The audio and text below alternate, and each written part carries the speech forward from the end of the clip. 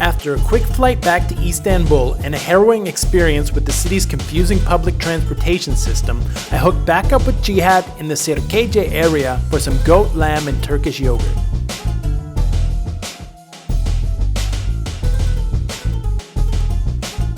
So what is this food here? What are we eating? This is Cihat kebabı. It's like a doner, but it's mostly goat and lamb. Oh, nice. Okay, well, we gotta give this a try. I love goat and lamb. You mean it's both? It's goat and lamb? Yeah. Mostly they mix it together. Okay.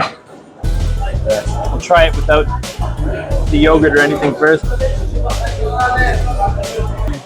The bite that I just had was ridiculous. It was so good. It's because I had a big piece of fat on there. The fat is just amazing. Yeah. And this is buffalo yogurt. Oh, wow. Yeah. Anytime I get the chance for Turkish yogurt, I gotta take it. And then we were talking about this yesterday, but I hate how in the West we only use yogurt as a sweet ingredient, or we add sugar to the yogurt. Yogurt needs to be this flavor right here, like that tangy yogurt flavor. Yeah. This is amazing. And then I know this is what? Parsley, onions, and sumac? That's sumac, right? Yes, that's sumac. How did you know? Because I cook with sumac sometimes. Oh yeah? Yeah. That's a nice dip. Oh, there is a little bit of spice too. Never heard, yeah. Okay. Not too much. That's the maximum that I can take, by the way. That's my limitation. So you were saying this dish is like special to the east of Istanbul or something like that? No, it's of Turkey. East of Turkey. Yeah, Erzurum. It's based on Erzurum. Okay. Yeah. Other than that, they make it doner like a horizontally, vertically, right? They make it like a vertically. They cook it vertically, but I don't know how it makes sense because there is fats in that, right? It's supposed to be go down, but I don't know. It tastes better than doner, right? This is one of the best doners that I've had for sure. Yeah. So, it's got that charcoal flavor on it. Yeah. I love that smoky meat kind of flavor that it's got. And the culture of it is coming mostly with the skewer. Yeah, it always comes with it. It's interesting. They just stick the skewer and they just got it. Yeah. Do you ever get that in the news? Like a man gets skewered at table or something like that? Like No. Never heard. Yeah. Okay. With a full stomach and an open mind, it was time for Belittle Culture. Next on the docket, the Grand Bazaar, the Blue Mosque, and the Hagia Sophia. Although we maintained levity throughout, the sheer craftsmanship and history of these sites demanded a certain reverence to be sure. What about these hats? Yeah. Do you recognize that style? Yeah. These are fast. Yeah. Yeah. Yeah. But I think they would be more like just regular red ones. Yeah. In the real history. And if you are not living in 19th century or something like that, you wouldn't wear that in this time, yeah? No, probably not. Well, actually, you see, I think I've seen people wearing that style of hat a little bit before. Oh yeah? Like Muslim people. Oh yeah, but they're putting some headscarves to their head too. Yeah. But it's not that stylish. Yeah. 100% original, my friend. Jasmine tea.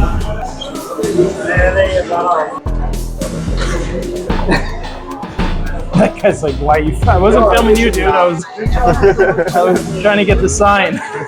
Who are these guys? Do you know? You a historian at all? Yeah, this is Atatürk, for sure. Do you know Atatürk? No. The founder of Turkey. Okay, he's the founder of Turkey. Yeah. When was Turkey founded? You know? Like around 1932. Okay. Actually 22. Okay, so pretty Sorry. recently. Yeah. Fairly recently then. It's the 100th year. Yeah. Yes. Yeah. And you know anything about these guys over here? Yeah, these are the same. They're Atatürk. Okay. Mustafa Kemal, yeah. Oh, it's the same. It's the same guy. Yeah. This one is more accurate though. Okay. Yeah. Interesting mustache. Oh yeah.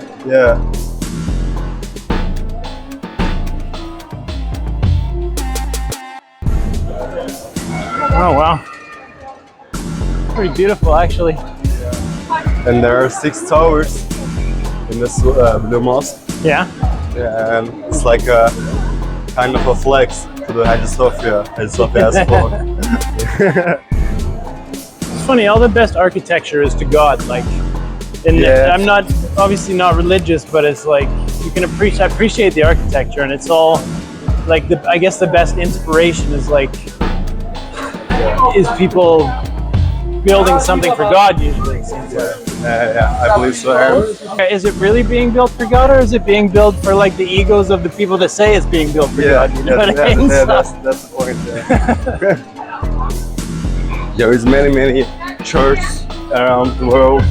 They're so magnificent as well, and I don't think they just say, "Oh, Jesus is my Lord." Oh, yeah. Some of them might, though. Some of them, yeah. So it probably, it varies from like, you probably have like these really zealotrous, God-fearing individuals in some cases that like really are kind of like religiously fanatical and they get these things built, and then you have other cases that are just people that are more about power but using like the guise of religion to get it done by the people, you know? Yeah, you're right, yeah.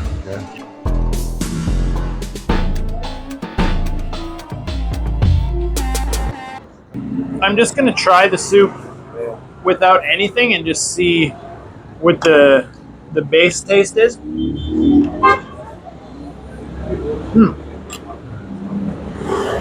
It's very much just like the flavor of the stomach. Oh yeah? Yeah. I think that's why they give you all this extra stuff. Yeah.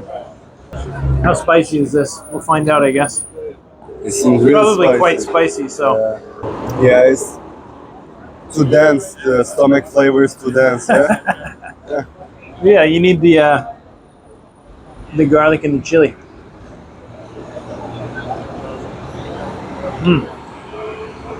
Yes, it's really nice with those other flavors in there. Oh yeah? Yeah. Actually, my mom was doing it quite regularly, but this one tastes different, a little bit different. I mean, yeah, they chopped it too much, yeah? It was, Oh, you think? Yeah. And too much stomach too. No, I really like it when you add the garlic and the chili and the lemon juice in there.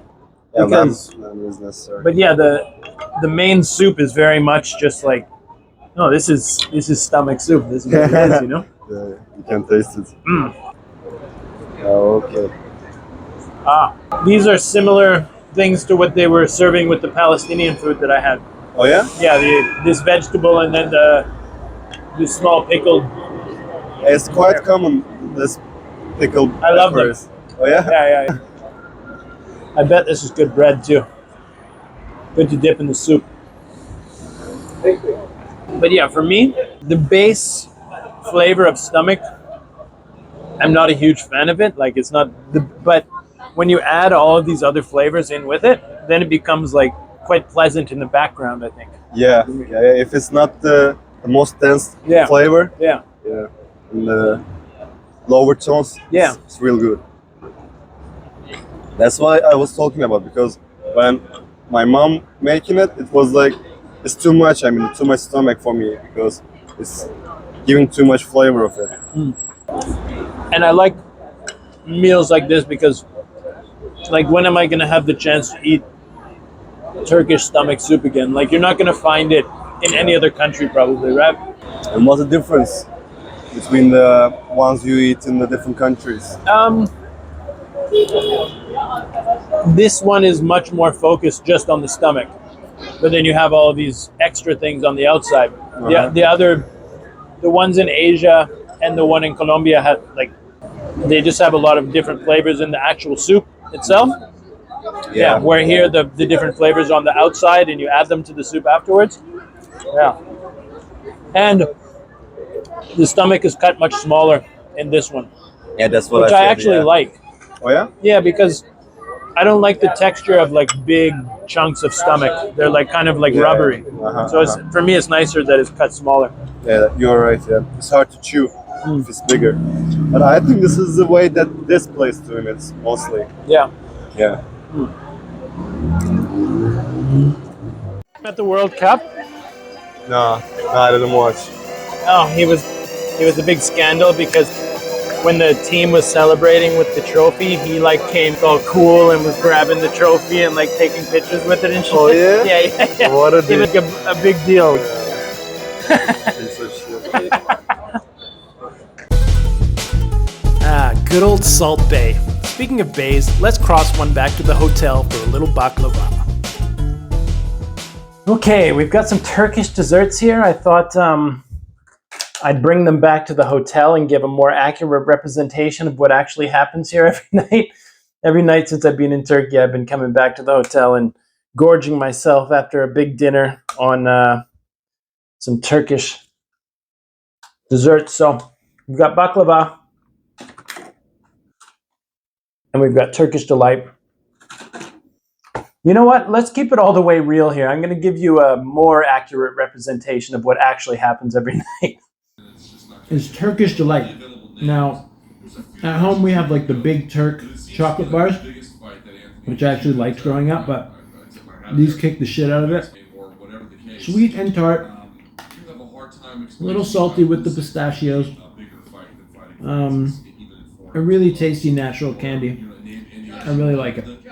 All right, we got baklava here. Let's try this one. I love baklava. They've got, it's like a buttery flavor from the pastry. Like the really good ones are quite buttery. They've got a sugar syrup that it's soaked in, and then it's with pistachio or walnuts. Now, this baklava is not the best I've ever had. I got it from one of the small shops, which can be hit or miss. I don't normally always recommend like the ritzy stuff, but if you go down the dreaded, like the big busy part of Taksim and you go to one of these fancy expensive ones, they actually have really good baklava. I had the best baklava from there, just really buttery tasting. At the start of my Turkish journey, I revealed an aspiration to find the intangible trait that had me so hopelessly enchanted with this foreign land. 3.5 weeks later, and many kilometers traversed, I think I may have finally found the pulse. So I feel it's only appropriate that we finish where we started, in the epicenter of the essential encapsulation of Istanbul's dichotomous nature, Taksim, where the old meets the new, under the constant dark cloud of social media and our self-imposed bids inside this virtual house of mirrors, marked by the metallic mechanical members of Cook, Bezos, and Musk, Page, Dorsey, and Zuck. If it's true that most men live lives of quiet desperation, I'm feeling the sense of a worldwide wailing whisper, a yearning for some type of nostalgia. Myself, I'm also a realist, aware of my symbiotic relationship with the grid. I feel like Istanbul offers the best of both worlds, a modern metropolis with the medieval veneer, enough to get lost in the moment and transport back to a simpler time. Sip a cup of tea, breathe deep, forget the madness. Forget the madness.